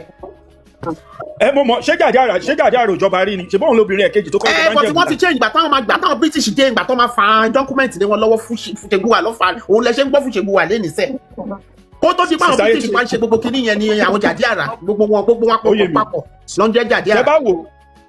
Fúṣègùwà ló jọba Ìdúnjẹ̀bù wọ́n jẹ ní 1820 àwọn náà lọ tún jẹ ní 1790 Fúṣègùwà yìí náà ni o. ẹ bọ ti ṣe mọ̀ pé ẹ lè pe ní Fúṣègùwà Jàdí Àrà lè máa pè wọ́n gbogbo time yẹn torí they are all brothers and sisters tó jáde láti inú bàbá kan náà àti màmá kan náà àwọn ló ń jẹ́ Jàdí Àrà ṣe ẹ understand Fúṣègùwà fúnra rẹ̀ ẹni sùúrù Fúṣègùwà fúnra rẹ̀ Jàdí Àrà lòun náà ẹ ti kẹtẹ ó kẹ ẹ jẹ́ kí ẹ explain ẹ fún yín èmi àti yín èmi o ẹ̀yin o àtúláwọn àbúrò bíi mẹ́ta bàbá kan náà màmá kan náà ló bí wa tó orúkọ wa surname wa is Jàdí Àrà ìgbà táwọn British wọ́n jọba lọ so family wa ló ń jọba lọ bẹ́ẹ̀ yẹn ṣùgbọ́n ìgbà táwọn British máa dé ó wá mú ẹyọ kan nínú àwọn ọmọ ní àwa mẹ́rẹ̀ẹ̀rin tó bí yẹn ó wá ṣe pé ẹ̀yin ló mú ẹ̀yin wá ní Fúṣègùwà ẹ̀yin ló wá mú ìwé lé lọ́wọ́ pé ẹ̀yin ni kẹ́ máa jọba lọ àwa mẹ́ta tó kù Jàdí Àrà ó wá wọ́ wa sẹ́gbẹ̀ẹ́ kan so títí dè ní Fúṣègùwà láìní títí yẹn ló ń continue láti máa jọba. Okay. tó yẹ yín sìn so láìní tí yẹn ẹ̀yin á má rí ẹbí ọmọ mẹ́rin márùn mẹ́fà bó ṣe máa lọ bẹ́ẹ̀ lọ nìyẹn bẹ́ẹ̀ ṣe ń fẹ́ lọ nìyẹn àwa tá jẹ́ ẹ̀gbọ́n yín kan àti àbúrò yín méjì tó kù yẹn Jàdí Àrà ni ọba ò lè kàn wá mọ́ ṣùgbọ́n but we are related to the family kò lè ṣe ń gbọ́ Jàdí Àrà but we are related to the family yẹn ìdílé ọba náà ni ṣùgbọ́n àwa àlè débi ìtẹ́ yẹn mọ́ so ẹ̀yin àti descendant yín tó máa fẹ́ lọ ló máa débẹ̀ àtọmọ bẹ́ẹ̀ ṣe ń pọ̀ sí nìyẹn so ẹ̀yin ni wà ní Fúṣègùwà ṣé ti yẹ yín sìn ó yé mi so bó ṣe jẹ́ kankan nìyẹn so ẹni tẹ́yìn sọ yẹn sìn Jàdí Àrà ni ó kàn ń pariwo mórí tó ń ṣe interview kan ní èyí àdánù ni ó kàn ń wí she's just wasting her time let her continue to waste her time. Mr. Ọlá ẹjẹ jẹ́ tún béèrè nǹkankan ẹjẹ ń tún béèrè nǹkankan Sister Ayétúndé ṣé mo ṣe bẹ́ẹ̀ ẹ ti ní àwọn list àwọn kan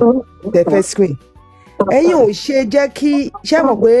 publicity àtowó lẹ lè fi win ní nǹkan tẹ̀fẹ́ tẹ̀ ń sọ yìí ẹ̀yin ò ṣe dà wọ́n síta kẹ́ sọ ìdílé wọn kẹ́ sọ story wọn so ẹni nǹkan tí mò ń sọ yìí tẹ bá dà síta lẹ lè win. make sense bóyá ká bẹ̀rẹ̀ sí máa dárúkọ gbogbo ẹ àwọn má 24 dá yẹn gbogbo síta àwọn tẹ àwọn 24 yẹn àwọn 24 ẹ dà wọ́n síta kẹ́ sọ ìdí igi tó ti tán if possible gan owó wà nínú ìdílé yìí náà ẹ ju díẹ̀ fáwọn tẹlifíṣàn kìíní kọ́ máa bá yín kà síta so oníkà tó bá ti ń kà síta wọ́n á máa mọ àwọn tó rí lítọ́ sí gangan. because gbogbo àwọn tá à ń sọ yìí náà orúkọ ẹ wọn ti lọ mọ tí fún mo ṣe screening. sọ bẹ́ẹ̀ tó bá ti wá ń kà síta wọ́n á máa jẹ́ kó mọ̀ pé ní ìdílé Yorùbá ní ìdílé Ìjẹ̀bú Òde o ìjọba ò lè mọba fún wọn o àwọn ọmọ oyè táwọn dà síta rè báyìí ibìkan lélẹ̀ tiwa ìdílé ọkùnrin lélẹ̀ ìdílé báyìí bóyá yẹn lè tún lè fi pa wọn bẹ́ẹ̀ mi ṣe bí mo ṣe. mo máa bá èèyàn kan sọ̀rọ̀ ẹni tó ní orúkọ àwọn 24 táwọn DSS ti scrutinize yẹn bóyá ká bẹ̀rẹ̀ sí máa gbé wọn bóyá tá a bá lè contact wọn káwọn náà bẹ̀rẹ̀ sí máa wá sórí social media and sing so that one select because with the way things are going let me be. ẹ mọ ti sáyé dídé jẹ́ ń sọ tán ẹ má bínú nígbà tí ẹ kọ́kọ́ ń sọ àwọn tó bá ta yẹn abarẹ́ni tó fẹ́ sọ bẹ́ẹ̀ ọ̀rẹ́ ààrẹ ìjọba social media kan ló ti máa mọ́ba bó social media gan lè help yín àwọn tó náà wọ́n fẹ́ rúùlù àwọn fẹ́ jọba tó dẹ̀ dákẹ́ kó ní kálukú wa máa sọ qualification ẹ̀ síta kí gbogbo ayé lè bá wọn gbọ́ tó dà ẹ̀ lè mọ̀ ṣe rí ìgbà míì oyè yẹn tọ́ sí wọn bọ̀kọ́ tó máa mọ̀ ìgbà tó máa gbé báàgì owó sílẹ̀ láàrí irú báàgì owó yẹn kò jẹ́ tó bá ti pọ́n ti dá padà fún wọn káwọn fi ṣe publication títí wọn ká mọ gbogbo wọn ká máa rí wọn báyìí tá a bá ti ń rí wọn àtìmẹ́ni tó tọ́ sí àtìmẹ́ni tó tọ́ sí ayé á lè dá sí ẹ ṣe. ọmọ nǹkan tẹ́ sọ òótọ́ ni because nísìnyí because chances yẹn ó slim fún Abímbọ́lá pẹ̀lú gbogbo nǹkan tó ń lọ lọ́wọ́ because Dàpọ̀ nígbà ṣe understand àti òun ni mo ṣe sọ pé problem ta ní lọ́wọ́ Sanwó-Olú àti Dàpọ̀ ni so ó bẹ́tà káwọn candidate àwọn méjèèjì kọ́ra kúrò nínú gbogbo show yẹn ọkọ̀dọ̀ tí wọ́n kúrò you see ó jẹ́ sì ní àwọn candidate tó bá yọ àwọn méjì yẹn kúrò nínú àwọn 24 ó sì kù 22 tó káwọn 22 yẹn bẹ̀rẹ̀ sí wá kọ́ bọ́ síta sí ṣe bẹ́ẹ̀ ni pé ẹni tó bá ń pariwo ara ẹ̀ àsìkí nìkan ó yá kẹ́lùbọ̀dì wá sórí social media sí kọ́ máa stop ẹ̀ kọ́ máa stop àwọn 24 tó ti scrutinize yẹn àwọn 22 yẹn kọ́ bọ́ síta. tó bá lọ social media wọn máa disqualify Dàpọ̀ ti sọ síta ó kọ gọọmenti kọ síta ni. ìkànnì Dàpọ̀ mọ̀ mọ̀ ṣe bẹ́ẹ̀. ẹdùn Kúyẹ̀ ṣé Kúyẹ̀ òfin náà tarẹ̀ lórí social media lẹ́nu ọjọ́ mẹ́ta. ṣé mo pé Kúyẹ̀ fún ọ̀tá rẹ̀ lórí social media. èmi rí ti àwọn tó ń bá Kúyẹ̀ sọ títí ẹ̀ o Dàpọ̀ lè máa impose lé wọn lórí kó má bọ́ ta Dàpọ̀ kẹ̀ kò possible Kúyẹ̀ fún ọ̀tá rẹ̀ kiri pẹ̀lú ojú ẹ̀ tó dàbí ọmọ ọ̀daràn yẹn Kúyẹ̀ ọmọ ọ̀daràn ní àfẹ́ níjẹ̀bú Òde ó lọ kiri orí sọ́jọ́ orí ó dàbí jagunjalè ó dàbí ẹni olè mójú ẹ̀ ṣe rí nìyẹn ó dàbí olè ojú ẹ̀ dàbí ẹni tó ń jagunda ìwọ ló fẹ́ jẹ Àwùjalẹ̀ àti olè eléyìí tó gbé rẹ̀ Dàpọ̀ olè gọ́fúnà. wọ́n ní Sanwó-Olú pé kò ṣe Sanwó-Olú pé Dàpọ̀ ni àti àwọn afọbajẹ. ẹ wo ẹni Sanwó-Olú wà bẹ́ẹ̀ sẹ́ ẹ ní gbàgbé ẹ̀. ṣe rí ẹ ṣe máa ní pé kí n má pè é Sanwó-Olú nígbà tí wọ́n ti sọ. ṣe rí nǹkan tèmi ní lọ́wọ́ Dàpọ̀ ni pé Ọlọ́run fọlọ́run wọn bọ̀dàbọ̀ kọ́gbọ́n ó lé ẹ̀ tọ́ba ní kí Dàpọ̀ tọ́ba ní kó mọ ọmọ ẹ̀ wá kó fi rúbọ ibi tí Dàpọ̀ tó. ẹ má gbàgbé pé ọmọ ẹ̀ kọ́ kú ọmọ ẹ̀ ọkùnrin kan kú nígbà kan ọmọ ẹ̀ ọ̀rẹ́ ẹ̀ sọmọ yẹn ní tìní ṣe bá àwọn tẹlọ ẹ mọ ohun tó ṣẹlẹ̀ sọmọ yẹn kẹ. ohun tó lè mú Dàpọ̀ má pìtì ọmọ yẹn tó jọ mọ ohun tọ́jọ́ ń ṣe Dàpọ̀ ò lè pìtì anybody ẹ̀yin lè máa fight fún wa níjẹ̀bú àwọn fámìlì yẹn gangan àwọn náà máa bẹ̀rẹ̀ sí ní bọ́tà ẹ wo bó ṣe lọ sórí àráìsì yẹn ó go far gan ni. bẹ́ẹ̀ni wọ́n lọ ṣe interview o wọ́n tún tún àṣírí Dàpọ̀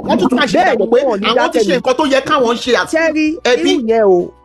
ọ̀sẹ̀ kò wá ń ṣe ọjọ́ kan ló máa fi ṣe ọ̀sẹ̀ẹ̀sẹ̀ ló yẹ kó máa lọ present ara wọn sí àráìsì so Dàpọ̀ á lè yọwọ́ ẹ̀ tẹ́ bá fẹ́ gbọ́ tọ́hún bá lọ every week pé àwọn tó ti dé o kò jáwọ́ kò ń bẹ̀ o ẹ bá wa bẹ̀ kó jáwọ́ o ẹ̀rí tó bá yá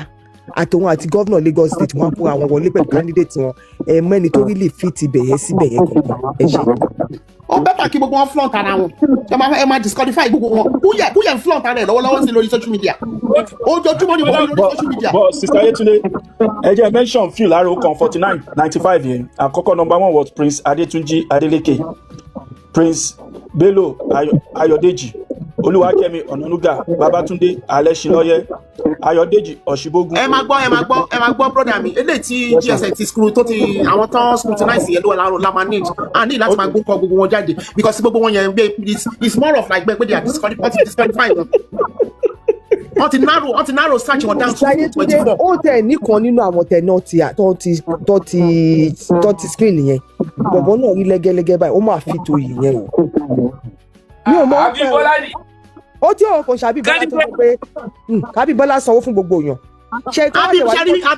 Aunty Maureen ẹ jẹ́ kí n sọ òótọ́ fún yín títà ṣe Abímbọ́lá yẹn ó máa le gan because wọ́n ti ká mú gan kò yẹ yín sìn wọ́n ti kó ṣẹ́kẹ́ṣẹkẹ̀ sí Abímbọ́lá lọ́wọ́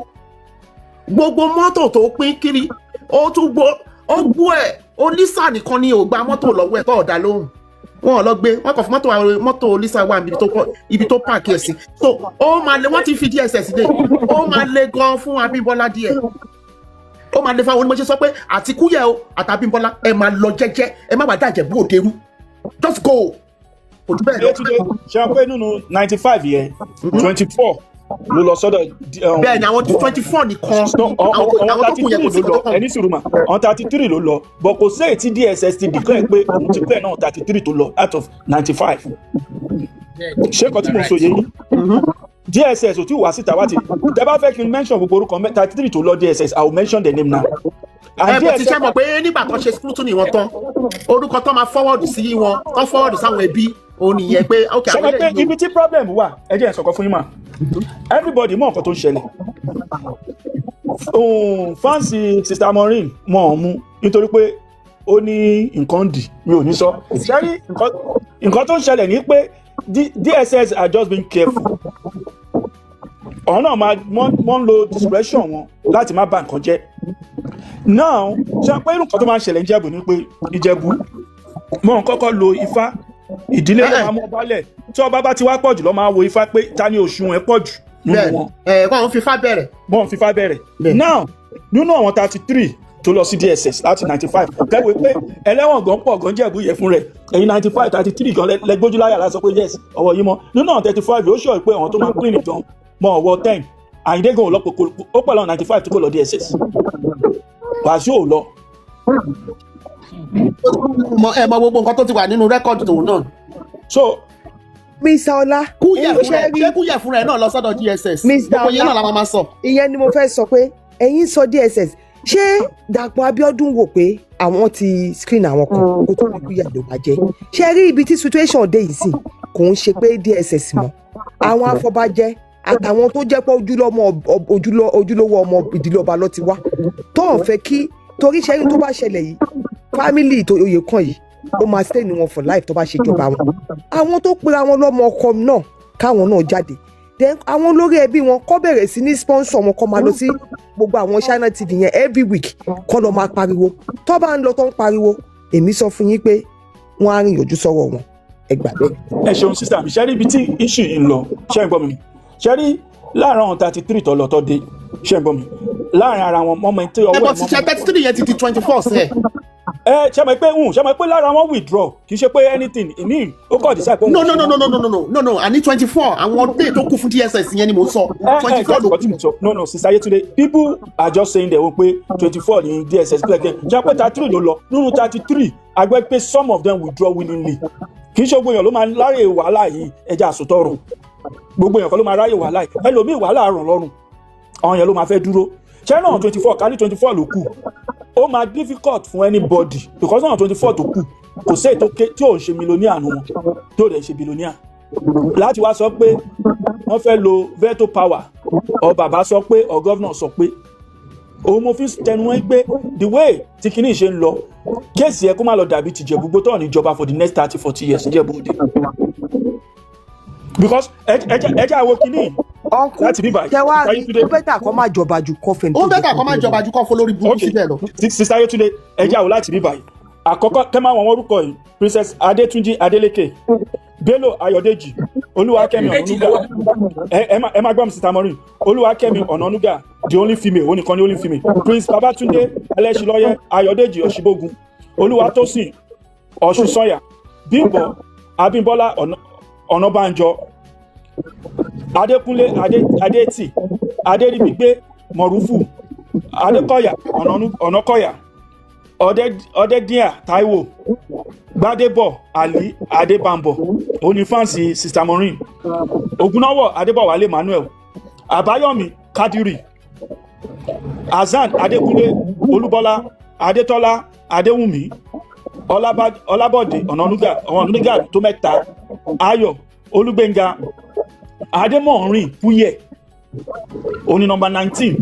Prince Ọlámilékan Bádẹ́rù Odúbíyì Olúwafẹ́mi Búdàṣírù Kúkọ̀yí Káyọ̀dé Adénúgà Adélẹ́yẹ Ọ̀nànúgà àwọn Ọ̀nànúgà gbogbo fámìlì wọn ló fẹ́ jọba òun mo fi sọ pé wàhálà ṣe máa wà Nurudeen Akẹ́jù Adélékè Adéwálé Ọláìdé Ashiru Aríọlá Yusuf Ajíbọ́lá Ọdúnsì Fatai Adéṣẹ́gun Arówólò Alátiṣe Saheed Bákàrè Adélékè tabawu ṣe ń gbọ́ mi mà àwọn Adélékè lásán níbẹ̀ tó 5 àwọn Ọ̀nànúgà tó 10 wọn 6 ṣé problem tí mo sọ yé yìí mà àwọn Kúkọ̀yí àwọn náà sì wà ń bẹ̀ o àwọn Alátiṣe náà wà ń bẹ̀ òun mo fi sọ pé ó máa difficult fún pé even Tinubu láti sọ pé òun fẹ́ yọ̀yàn lé wọn lórí because gbogbo àwọn orúkọ yóò ṣe kékeré jẹ́ wọn ṣe orúkọ kékeré òun náà ni mo sọ ẹlẹ́sẹ̀ máa wá Kúyẹ̀ lásán Kúyẹ̀ lẹ́yìn Kúyẹ̀ ṣẹ́rí Kúyẹ̀ ò jámọ́ kankan gbogbo orúkọ tó pè jáde níbi bẹ̀yẹn ní èní nísìnyí àwọn orúkọ ńláńlá ló pè yẹn náà. bẹ́ẹ̀ni òun mo fi sọ pé Dàpọ̀ lẹ́nu gbòkínì Tinubu gan ò lè sọ̀rọ̀ because àwọn orúkọ tó wà ńlẹ̀ gan wọ́n máa competitive gan gbogbo àwọn orúkọ bẹ́ẹ̀ yẹn. àìmọye wọn tó máa ṣẹ́wò Dàpọ̀ sí coin nínú wọn tí tó ṣe jẹ́ gọ́vnà ṣáláàtì ṣe lẹ fẹ́ sọ ni àbọ̀wọ̀n aṣírù. wọ́n kú bó ṣe mọ̀ pé ní tí nǹkan bá dé stage kan kò ń ṣe owó bíi pé bíbí rẹ̀ òun ni àwọn Ìjẹ̀bú fẹ́ mú sìn. òun náà ni àwọn sọ pé ṣẹ́rí gbogbo àwọn táwọn gọ́vnà tá à ń sọ yẹn gbogbo àwọn tẹ́ pé yẹn bíbí rẹ̀ gbogbo náà ṣẹ́rí nǹkan tí ọ̀làǹdà láti sọ sí pé ṣẹ́rí gbogbo àwọn candidate àwọn governors yẹn àwọn candidate yamayama ni kò wọn lè ṣe mọ àwọn orúkọ tó pè ń pè yẹn heavyweight pé Tinubu gan kò ní lè sọ pé òun fẹ́ impose lé wọn lórí pé these are people tó ṣe pé wọ́n ṣiṣẹ́ wọ́n make owó wọn wọ́n wà establish orúkọ tí Tinubu náà recognize tó mọ̀ dáadáa ní ilẹ̀ Yorùbá land tó yẹ yín sìn so Tinubu náà gan ẹ̀rù àbá láti sọ pé òun fẹ́ appoint èèyàn kò fẹ́ òun fẹ́ appoint èèyàn kan dé wa lórí so Dàpọ̀ fúnra ẹ̀ gbà tí Tinubu bá ń bẹ̀rù gan ló bí pé Dàpọ̀ fúnra ẹ̀ gan á bẹ̀rù so yẹn sì tó gbogbo yẹn afọbajẹ ló máa pàpà wá mú gbogbo kíní yẹn gbẹ̀yìn. kí ló wá fún gọ́vnà jákujàku Lagos State yẹn kí ló wá kàn tẹ̀ bẹ́ẹ̀ nítorí kó jẹ́ àwọn láti Ìjẹ̀bú. ẹ mọ̀ pé ọmọ Ìjẹ̀bú Mùṣín ló ti wá òun náà sọ pé òun fẹ́ ní state. ṣé Ìjẹ̀bú Mùṣín ló ti fẹ́ mọ́ bá sí. no ọmọ Ìjẹ̀bú Mùṣín ni sẹ́ẹ̀. ṣé Ìjẹ̀bú Mùṣín ló ti fẹ́ mọ́ bá sí. ẹ wò ó ṣe rí gọ́vnà òdìsẹ́tì yẹn náà ṣé Ìjẹ̀bú ló ti wá kó nǹkan náà lọ́jọ́ lọ́ọ́ bá yìí. kílẹ̀ wí mà. gọ́vnà méjèèjì yẹn ṣé Ìjẹ̀bú this way to táwa tí gbogbo wa ti wá báyìí ṣébẹ̀ ló ti fẹ́ mọ́ bá ni àbí Ìjẹ̀bú ibẹ̀ kan o ẹ máa wọ ọgbọ́n tí ẹ mọ̀ pé wọ́n lo political might wọn náà ni òun náà lèmi náà ṣe provide the solution pé the best solution ni pé ẹ̀yin méjèèjì o candidate ẹ̀yin méjèèjì ó dá. Sister Ayétúndé alájà ẹ jẹ́ ìsọ̀kan fún yín ẹ mọ wáyé tí kìíní tó ṣe difficult fún Tinubu àti Dàpọ̀ ṣe pé kó bá pé àwọn orúkọ tá a kà yóò ní wọn ń ṣèyàn bí mo ti ṣe lè sọ they are not mighty people máa ti nominate èèyàn kan lé wọn lórí ẹ tí ìjẹ́ tí nǹkan tí mo sọ alájà ṣẹ́rí tẹ́ bá wọ àwọn orúkọ yẹn níjẹ̀bù fún rẹ̀ Ìjẹ̀bú gan fúnra wọn gan wọ́n gbà pé àwọn orúkọ èèyàn ni wọ́n most of them wọ́n ṣiṣẹ́ wọn clean kì í ṣe ètò ẹ̀ pé wọ́n lọ tọwọ́ wọn bọ̀ ṣọlọ business wọn they are open ìgbé yes. ọ̀nkọ́lá torí ẹ̀ ni Dàpọ̀ 419 yẹn ṣe sọ pé kọ́ máa wà polówó ara wọn ó mọ̀ pé tó bá polówó ara wọn àwọn èèyàn ti pa àwọn èèyàn tó tóbi báyìí wà níbí báyìí torí èlù ṣe ní tó bá ti polówó ara wọn máa disqualify wọn láti lè mú èèyàn tí ò da lé wọn. bẹ́ẹ̀ kó ṣe disqualify Kúyẹ̀ sí torí Kúyẹ̀ ń polówó rẹ̀ so kó disqualify Kúyẹ̀. ẹ mọ reason ṣe ó mọ ohun tó ń ṣe nǹkan tó ń ṣe náà nìyẹn ó mọ̀ pé táwọn olórúkọ yẹn bá bọ́ta question tó máa question ẹ̀ máa pọ̀ jù ló ṣe ní kó má pààyàn kó lè yọ ohun tó jẹ́ kó yọ̀ ní wọn lórí àwọn yẹn ló wà nígbà because ọmọ bíbí rẹ̀ ni wọ́n tó jẹ́ pé ọmọ Ìjẹ̀bú Òde. ọjà pé àwọn yóò ti sọ̀rọ̀ ṣẹ́rí problem ibi tí problem àti wà fún Dàpọ̀ ni pé ìjọ tó yẹn bá come together as one even gan mọ́ lè sọ pé àwọn fẹ́ẹ́ rí Dàpọ̀ ní Ìjẹ̀bú Òde fún wọn tó bẹ́ẹ̀ wọn jù bẹ́ẹ̀ lọ àwọn tí mo mention tó bá náà wọn fẹ́ẹ́ rí Dàpọ̀ tó ṣe jẹ́ gọ́vnà nínú Ìjẹ̀bú Òde kò sí nǹkan tó lè mú. ẹ dúró.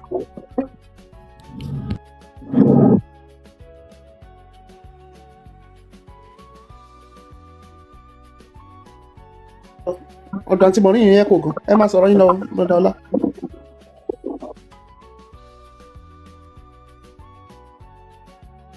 so ajẹ́jẹ́ bá wò àwọn people yìí gbogbo ọkọ̀ dákẹ́ wọ́n wò ní kì í ṣe pé wọ́n fẹ́ take action even Tinubu àìmọye wọn tó ti máa pè lẹ́yìn ìpẹ̀ṣà ní sùúrù Ọ̀kídàpọ̀ fúnra ẹ̀ gan máa bẹ̀ wọ́n lẹ́yìn kì í ṣe pọ́rọ̀ ẹnu aláṣẹ Sony Music fún ṣọ́ọ̀kù náà wà bí kí ló kò lè sọ̀rọ̀ Kídàpọ̀ náà fẹ́ sọ̀rọ̀ mọ́ bíire nítorí ṣiṣẹ́ city governor so ṣé rí gbó kíní yẹn logic ni because nǹkan tó wọ́n ń retí ni pé tí àwọn olówó yẹn àwọn billionaires yẹn bá sọ̀rọ̀ wọ́n lè sọ pé àwọn lọ́kọ̀ sọ fi da throne Awujale lọ́kọ̀ sọ pé àwọn nominate yàn kan nítorí ẹ̀ lọ́wọ́ lóyìn náà fi play politics pẹ̀lú wọn diplomacy ẹja máa tó tẹ̀lé ṣèbí nǹkan tó fẹ́ rí àti gbọ́. ẹ má bínú Mr. Ọlá mo tún fẹ́ bí Mr. Ayétúndé fún nǹkan kan jẹ́ mọ̀ pé nǹkan tí Dàpọ̀ fẹ́ ṣe yìí wọ́n lè sú ẹ̀ bìkọ́ ó fẹ́ impose ẹni tó ń sọ ọmọ wọ́n lè sú ẹ̀ chip tó wà ní kọ́ọ̀tì ní Ìjẹ̀bú. tó bá lè sú ẹ̀ ọmọ máa sú ẹ̀ lọ tó máa fi kó rẹ̀ kó bẹ́ẹ̀ ni wọn ò dẹ̀ ní mọ́ba. bẹ́ẹ̀ ni wọ́n máa sun ni wọ́n máa sun bí títí Ìjẹ̀bú. kọ́ lè sùn ìyẹn ni kọ́ tún ṣe fún Dàpọ̀ kọ́ sú ẹ̀ wá ánsà kí ni qualification tó fẹ́ fi Kúyẹ̀ sí ṣé ọmọkùnrin ni Kúyẹ̀ nínú Faguwa family ni a máa wá sọ àwọn lọ́ọ̀yà pọ̀ níbẹ̀ yẹn náà àwọn sáàni pọ̀ níbẹ̀ yẹn tó lè sùn kínní yẹn láti ṣọ́ọ̀tì Dàpọ̀ lẹ́nu mọ́ ẹ jẹ́ ká máa wù ú tó fẹ́ ṣe. Dàpọ̀ yẹn tí àwọn afọbajẹ ọba ti because pẹ̀lú gbogbo eléyìí tó fẹ́ lọ ṣe pẹ̀lú onísànsìn ó tiẹ̀ kọ́ discourage mi nípa wọn téèyàn kan fẹ́ impose rẹ̀ àmì tó jẹ́ ṣe pé o mọ̀ pé kò tọ́ sí ẹ àmì o fẹ́ sọ ọ́ di ìwọ ni. wọ́n tó máa ní Olísà lára káwọn òyìn kọ́kọ́ lọ sùn Dàpọ̀ sí court wọn bá dẹ̀ wá yan Olísà as long as kíkèsí bá ti wà ní court. wọ́n lè yọ Olísà nígbà tó ti yọ Olísà. èmi kàn tẹ̀ sọ ni pé tó bá dẹ̀ wọ́n tán ní kí Olísà sign tó bá ti lè gbé kéèsì sí court ó ti bà gbogbo plan wọn. Olísà design kankan wọ́n ti bá wọn ti sọ fún wọn kọ́ máa ń tẹ̀ welcome anybody about anybody adìẹ ti sọ fún àwọn tó ń jẹ́ secretary wọn gbogbo wọn yẹn anywhere they go with him any document take it and don't sign read and ẹ ṣe gbogbo ẹ wọ́n ti mọ gbogbo ẹ torí ẹ náà la ṣe bọ́ síta wá tú àṣírí wọn síta ń sìn ní kí káàdì ṣé dàtí wọ́n á dẹ̀ mọ̀ pé àmọ̀ nǹkan tán àárín wọn gbogbo nǹkan tán ń ṣe o wọ́n máa rò bẹ́ẹ̀ pé àmọ̀ ṣe bí àwọn afọbajẹ́ sì ṣe meeting wọ́n lọ ṣe secret meeting lọ́dọ̀ nílé bàbá Kúyẹ̀ ní wíìkì tí mo ṣe sọ yìí wọ́n lọ ṣe meeting náà so ẹ gbọ́dọ̀ wà careful bàbá Kúyẹ̀ ẹ ṣe iṣẹ́ tí wọ́n rán yín ṣùgbọ́n kẹ́ wá sọ pé ẹ fẹ́ gba ipò. ẹ má bínú Sister Yétúndé ẹ tún sọ pé àwọn ọba lọ jẹ ẹdùn náà àwọn afọbajẹ ò fẹ́ gbà kí lọ ṣe secret meeting fún. ẹ ṣe mọ̀ pé Dàpọ̀ ìgbà tó ṣe mọ̀ pé ẹ lè blame wọn it's not that I'm trying to support them ìgbà tí Dàpọ̀ ti stop process yẹn gbogbo ẹ lè expect káwọn náà máa meet náà àwọn náà wọ́n máa strategize náà wọn kàn lè jẹ́ kí kọ́ máa wò bẹ́ẹ̀ náà so gbogbo ẹ máa secret ni náà you see but èmi ò láì gbogbo eléyìí tó fẹ́ dánwò pẹ̀lú ẹ fẹ́ lọ dánwò pẹ̀lú Olísà yẹn kò sáyé bíbẹ o kò sí àyè bíbẹ ẹ jẹ́ má dánwò àwọn ọmọ Ìjẹ̀bú-Òde á bọ́ síta fún yín ni wọn ọ̀ràn yín ṣẹ́ o wọn ọ̀ràn yín ṣẹ́ o nobody can remove Olísà gbé position yẹn wá látọ̀run ni ó gbé wá níbo lẹ́yìn ti tọmọ́ bíbẹ̀ mo kàn béèrè ní o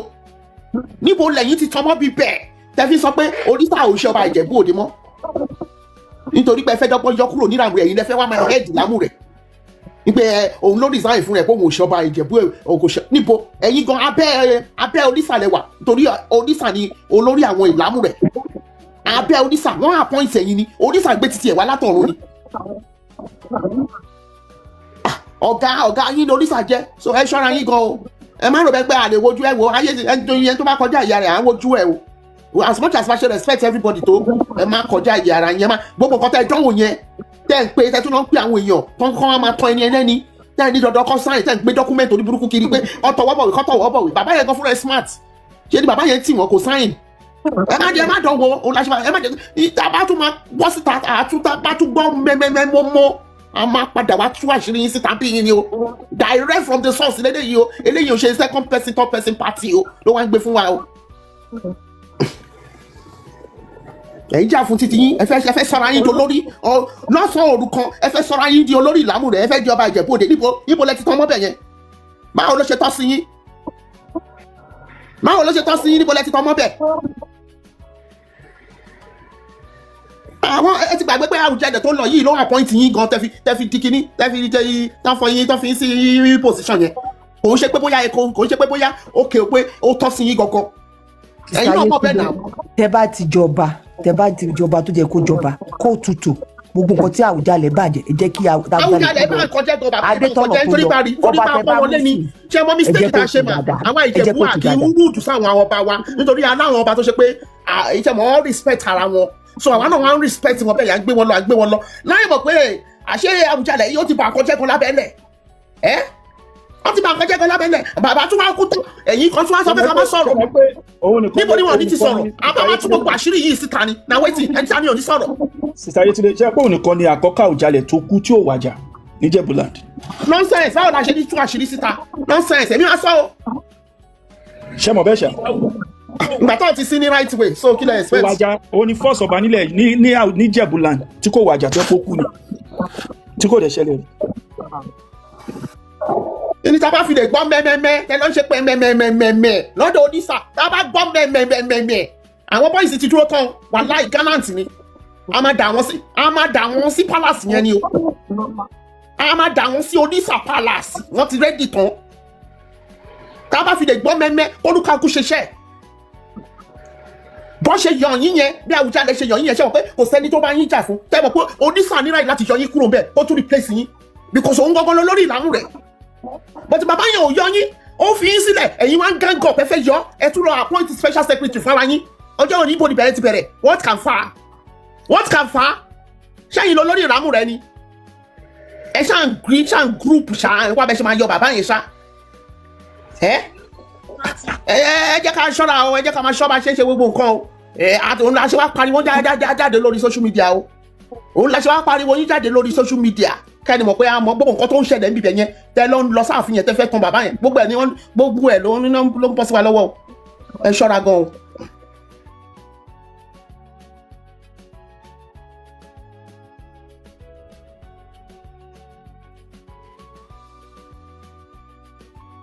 ó ga o. tẹ́mi mọ̀ ni pé ìdílé tó bá kọ̀ lẹ́yìn ìgbà táwọn ilé bá ṣe tán wọ́n ti ń kọ́ lẹ́sìn ní tó ṣẹlẹ̀ wípé nǹkan ò ṣeé fi falẹ̀ bí wọ́n dẹ̀ tètè ṣe pápápá káwọn ìranù tó máa wọlé. ó ti falẹ̀ already. nǹkan tó jẹ́ kó di wọn tó dé yìí tó yẹ kó di dápẹ́ wọ́n ti sá pé ìgbà tó ti rí kó ti kú yẹn wọ́n ti fààyàn kan kalẹ̀ ní wọ́n wọ́ gbogbo àwọn ìgbàmá débi. Alájà kì í ṣe pé wọ́n fi politics wọ́n fẹ́ fi sí ni bọ́ Ọlọ́run ò gbà fún wọn because àwọn. bọ́ ó ti wọnú. no a lè sọ pé wọnú ẹ ẹ̀gbọ́n mi Sister Maureen tàbá ní politics wọnú ẹ má ti fèèyàn kan lé wọn lórí which is not possible because of àwọn orúkọ tó wà níbẹ̀ àtàwọn èèyàn tó wà níbẹ̀ so kò jẹ́ kí any government official fẹ́ sọ pé òun fẹ́ impose lé wọn lórí. nǹkan tẹ̀mí kọ́ rí bẹ́ẹ̀ ni pé one nǹkan méjì lọ́wọ́ fúnra wọn wò ìyẹn Tinubu àti Dapo 2027 wọn lọ́wọ́ wà after Tinubu ò bá yí lọ́rọ̀ Àwùjalẹ̀ àwọn náà wà tí wọ́n fọwọ́. ẹ ti gẹ̀tẹ̀ wọ́n dẹ̀ mọ̀ pé any slight mistake ó lè cause ẹjẹ wọlé. any slight mistake ó lè cause wọn ní 2027 ṣọ́mi òye yín because now ẹ wo gbogbo àwọn náà máa wà kẹ́mi. ẹ ti gẹ̀tẹ̀ wọ́n á yí bó ṣe ní kọ́. ṣé mọ̀ pé DSS ta ni criminal wọn yẹn wọ́n kọ̀ pera wọn ní DSS ni because kó yẹ kó ti gbé orúkọ wọn 24 àbí 33 yẹn tọ́kílẹ̀ tó ní abá wọn jáde tí ìyá tí nǹkan tí mo sọ wípé okay these are the list of people we've cleared that has no criminal history or associated with any crime ṣọ́mi èyí yín ibẹ̀ ló máa ti yí sí fún àwọn ọmọ Ìjẹ̀bú láti sọ pé ẹni tá a fẹ́ rè even tíjọba bá ní a fẹ́ rè àfẹ́ ẹni tá a fẹ́ rè tí ìyá tí nǹkan tó ń ṣe bẹ́ẹ̀ yẹn. nǹkan sẹ́mi rí ni pé it is more of political now. nǹkan tó ń ṣẹlẹ̀ lọ́wọ́lọ́wọ́ politics ló ń lò lọ́wọ́lọ́wọ́. bó jẹ́ wà àpò pé politics ló ń lò ṣùgbọ́n nǹkan tó ò fi lè mú Dàpọ̀ fi kókó rí ọba impose lé wọn lórí ní ìpẹ̀rù kékeré tó ń ti wá yẹn tó rí ọba impose lé wọn lórí ní kí ló ṣe Ìkẹ́nnẹ́ then má rò bẹ́ẹ̀ pé máa rí ọba impose lé wa lórí ní Ìjẹ̀bú-Òde o it's not going to happen because Ìjẹ̀bú-Òde òun ni big fish ibi bẹ̀ ibi àwọn tí mo dárúkọ yẹn ṣì kéré sí Ìjẹ̀bú-Òde ò dẹ̀ rí ṣe tó tètè ya kó kágbára rẹ̀ lọ senatorial seat tó ṣàfẹ́ kú nítorí ẹ̀yẹn tó torí ò ní rí gbà tètè ya lọ kó lọ impose rẹ̀ lé ìpẹ̀rù ibi tó ti wá nìyẹn ọmọọba náà dẹ̀ ni ẹ lọ fi ra ìṣọmọba kò jù bẹ́ẹ̀ yẹn lọ. tó kò ní sẹ́nìbọ́dì tó máa ń fi tó ní sí pé EFCC wọ́n ń dí ẹ kiri wọ́n máa prosecute ẹ because ó mọ̀ pé ọwọ́ ẹ̀ ò mọ́ ó mọ̀ pé ó ti jẹ́ Ìjẹ̀bú ó mọ̀ pé ó ti jẹ́ Ògùn state ń òun lẹ́rù ó ṣe ń bà ẹ̀ tó ń sáré kiri olórí ẹ̀rù ṣe ń bẹ̀tọ̀ ṣiṣẹ́ kiri wọ́n sọ débi wípé wọ́n lọ lọ́kọ́ university sí Ghana àǹtí níbo ni salary wo ló ń gbà tó máa tó fi kọ́ university allocation Ogun State yeah now òun lọ lẹ́nujọ́ mẹ́ta ìwọ kan ráńgù ẹ̀ òun fi àwọn títì kankan hàn pé ìwọ lè ṣe AI ìgbà tá a máa wádìí lọ wádìí pọ̀ títì ti federal government ṣe ìwọ jẹ́ òun gbé kiri orí péjì pé ìwọ ló ṣe Dàpọ̀ títì federal òun ló ní o ṣe Dàpọ̀ òun ló lo AI fi ṣe títì ó fi tàn ọmọ Ògùn ó wà desperate kan ṣá Dàpọ̀ you are so desperate nítorí pé ọwọ́ ẹ̀ ò mọ́ orí gbogbo ọmọ Ògùn state lọ́wọ́ hate ẹ láyé lọ́run tẹ́ ẹ bá jẹ́ ìṣọ́ra yín APC ẹ máa ṣẹ̀ sí ayé ẹ máa ṣẹ̀ sí ọ̀run ní ìdìbí tí Dàpọ̀ ń wà yín lọ yìí ìwọ olófò òkú yẹ rọra tètè agbèdì ẹjọ́ kò jẹ́ ti House of Rep tó wà lẹ́kọ̀ọ́ yẹn ibi tọ́lọ̀ fi ẹsẹ̀ kọ́ ra dúró síbẹ̀ jẹ́ torí pé a jẹ́ gbá a máa fi ẹ̀ṣẹ̀ sí kan o àwọn ọmọ Ìjẹ̀bú Òde máa fi ẹ̀ṣẹ̀ sí o ẹ ṣọ́ ara yín o Sanwó-Olú ìwọ náà jẹ́ kórìí ẹ pé o ó kú wọ́n yí ẹ̀ tó máa fi ọ́fíìsì lẹ̀ má wàá yín post lé wa lórí o ṣé o mọ̀ pé candidate tiẹ̀ ṣé o mọ̀ pé ṣẹ̀kẹ̀rẹ̀ wọ́n ti gbé ṣẹ̀kẹ̀rẹ̀ sí lọ́rùn ni wọ́n ti gbé ṣẹ̀kẹ̀rẹ̀ sí lápáṣá olójú níbo yín bọ́ tiẹ̀ candidate wọ tiẹ̀ náà náà ẹ̀sùn wà nílẹ̀ lọ́dọ̀ EFCC náà. candidate Sister Maureen ni o. ó dìgbà tí wọ́n bá ní ìfúyẹ̀ Sanwó-Olú wàhálà wà ní Lagos State tó ń lọ lọ́wọ́lọ́wọ́ gbogbo àwọn ìràwọ̀ èèyàn tẹ́ lọ́ndì mọ́lẹ́ ìṣílẹ̀ wọn Lagos State ti collapse tán ẹ ti gbé Lagos State fún ṣé ń ṣàgórì problem pọ̀ fún ẹ tó máa rán ní Lagos State fi Ìjẹ̀bú Òde lẹ̀ kò mind business yẹ fi Ìjẹ̀bú Òde lẹ̀ Sanwó-Olú kò mind business ẹ wo Èkó bó ṣe dọ̀tí àwọn èèyàn ń sanwó ilẹ̀ every month ẹ lọ kó dọ̀tí everywhere ni dọ̀tí wà lórí títì just keep yourself iṣẹ́ pọ̀ fún ẹ tó máa ṣe lẹ́kọ̀ọ́ náà tó ṣáà rán rí pé dọ̀dọ̀dọ̀dọ̀dọ̀dọ̀ candidate ẹni kó wà bẹ́ẹ̀ ẹyọ kan mú ẹ̀yin méjèèjì ẹjọ́ gbé jẹgújáde síbẹ̀ ó kàn ṣe wọ́n yá jẹgújáde wọn ó ní class títa bí Bọ́lá ṣe ní class títí kú yẹ̀yẹ́ ẹ̀rí bí yẹn ṣe dàbí ọmọ ẹrú kú ó yàtọ̀ sí MC bó ṣe rí bójú ẹ̀ ṣe rí bí ìjàgùdà ìwọ Dàpọ̀ ó lè gbé ó lè fà gbogbo yín pátápátá ó lè ọmọ yahoo signature forger Dàpọ̀ ìwọ náà lọ forge signature tó lọ yunifásitì kan bẹ́ẹ̀ ni wọ́n yọ drop out tó lọ yunifásitì ìwọ yìí náà lọ ṣe yahoo ní US tó lè wọ US mọ́ lẹ́nìí olórí burúkú ó wá ń gbé kúyẹ̀bọ̀ wọ́n bú ojú kúyẹ̀bọ̀ ṣe rí ó dàbí jàgùdà bí ó lè yẹkúyẹ̀ náà ó wà ní House of Rep ibi tó náà ń fi ẹ́sì kò tẹ́ lọ́rùn ó túbọ̀ olófẹ́ wá ṣọba olófò gbogbo yín lè máa ṣẹ̀sìn ẹ lọ́kọ́lẹ̀ ẹ máa ṣẹ̀sìn ẹ rí pé gbogbo àyè tí mo dárúkọ yìí sí useless ẹ wo kọ́ máa wà nínú ọ̀rọ̀ yín kọ́ máa wà nílé ayé yín Awujale wá jẹ́ gẹ́gẹ́ bí nǹkan tó fi ń ṣe tẹ́fẹ́ fi tan yín ẹ̀yin olófò a prefer ká má ní ọba ju kẹ́ wá gbé olè kẹ́ wá yìn pósì wèrè kẹ́ wá yìn pósì wọlé wa lórí ẹ̀yin olófò governors olófò candidates. Mr. Ayetunde ẹ má bí mo fẹ́ béèrè so bọ̀bọ̀ ti Lagos State ṣé yẹn náà ó lè nìyẹn náà àbí. Ebi wọ́n ti gbé ẹ̀sùn wà bẹ́ẹ̀ fún pẹ̀lú àwọn EFCC náà ìyẹn kan ló fi ń de ìyẹn kan ní Dàpọ̀ ń lò against ẹ lọ́wọ́lọ́wọ́ ń sìn. ok òun náà jalè àbí kí wàá lọ wá ń bẹ. yẹ mọ̀ pé candidate Sanwó-Olú nìyẹn wọ́n yan ló ń ṣiṣẹ́ fún Sanwó-Olú gbogbo wọn ló bí handicap wọ́n jọ ń dẹ́ra wọn kiri ń sìn yìí. bí wọ́n fẹ́ ká tún fóun jọba tó ká tún máa bẹ EFCC kó má gbọ̀ba odidi Ìjẹ̀bú láǹdì ni. gbogbo wọn náà wọn ní gbogbo wọn lọ ní lọ́wọ́ kan kóṣì wọn kọ́ máa lọ tó bá wo kúyẹ̀ yẹn dáadáa náà fún rẹ̀ òun náà máa lẹ́jọ́ náà ṣé kò pààyàn rí ni ìwọ tó ń kó àwọn eruku kiri dé kò bí mo ṣe gbọ́ ó wàá pààyàn. bí ìmọ̀ bí tátìrí gbogbo àwọn criminal governors criminal candidates ẹ̀yin wèrè ẹ̀yin candidates méjèèjì yẹn máa ẹ̀yin mẹ́rẹ̀ẹ̀rin ẹ kó ṣì yín kúrò ní Ìjẹ̀bú Òde ẹ máa lọ àfẹ́yìn torí sìn àwọn méjèèjì yẹn those two governors àwọn náà hold Ìjẹ̀bú Òde hostage o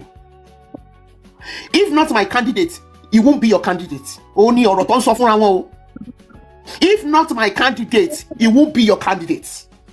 òun lẹ́ni tó ṣe suspend yẹ o nǹkan tó ṣe suspend yẹ nìyẹn o òun ṣe candidate mi kò ní jẹ́ candidate titi ẹ̀ náà wọ́n jẹ́ suspend yẹ so àwa prefer o tó bá máa ṣe wọ́n máa tó 40 years ni ká kúkú ṣe bíi titi Ìjẹ̀bú-Igbó èmi prefer bẹ́ẹ̀. Gbogbo wa náà láti gbọ́ ohun tó ṣẹlẹ̀ táwa náà ti rí ohun tó ṣẹlẹ̀ nínú fídíò yìí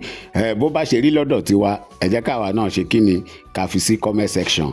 títí dìgbà táwọn tó fi pàdé ire o.